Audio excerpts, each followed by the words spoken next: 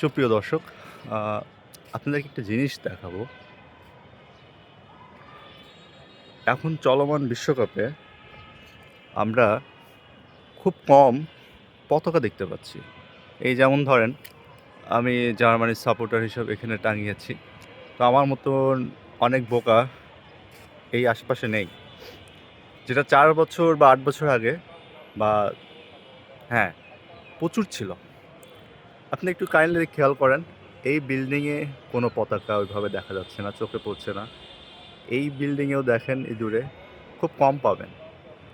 এখানে কিছু রয়েছে আর্জেন্টিনার ফ্যান, পতাকা আছে, বাট তুলনায় কম। এই বিল্ডিংয়ে আপনি পাবেন না, নেই বললেই চলে। আসুন আমরা এই দিকটা একটু দেখি। এখানে কোনো পতাকা আমরা দেখতে পাচ্ছি না, বা ছাদে বা নিচে কোনো অংশই নেই। দেখুন, আমাদের জেনারেশন কিন্তু কিছু জিনিস অনুধাবন করতে পেরেছে। এখানে একটা ব্রাজিলের পতাকা আছে, আর এই দিকে খুব একটা পতাকা চোখে পড়ে না। ইভেন যদি আপনি নিচেও যাই, নিচেও আমরা এরকম কোনো পতাকা দেখতে পাই না। এটা একটা দারুণ একটা জিনিস যে আমাদের এই জেনারেশন অনুধাবন করতে পেরেছে। খেলা হলো একটা ধোঁকা। যত বিশ্বকাপ স্পোর্টস নেবেন, ক্রিকেট বলেন, অলিম্পিক বলেন, ফুটবল বলেন, এই সবগুলো কিন্তু বিশাল রকম একটা ধোঁকা। যে ধোঁকা থেকে আমাদের এই জিনিসগুলো কখনোই প্রয়োজন মিটে না। আমি যতই পতাকা নিয়ে এখানে পাগলামি করি, যেমন আমাদের দেশের ছেলেমেয়েরা ব্রাজিল, আর্জেন্টিনা নিয়ে পাগলামি করছে। তো এইরকম জিনিসটা তারা এখন অনুধাবন করতে পেরেছে যে এই সময়ে আসলে এইগুলো জাস্ট ম্যাডনেস, এবং সরকার, অর্গানাইজেশন, কর্তৃপক্ষ এটা নিয়ে তারা মানুষকে ম্যানিপুলেট করে। এটা আপনার লাইফ ইনশিওর করে না, আপনার স্বাস্থ্য, আপনার অধিকার ইনশিওর করে না। আপনি যে সার্ভিসটা পান সরকার থেকে সেটা ইনশিওর করবে না। আপনাকে ভুলিয়ে রাখবে। আপনাকে বিনোদন দিয়ে আপনার মূল অধিকার থেকে দূরে রাখবে।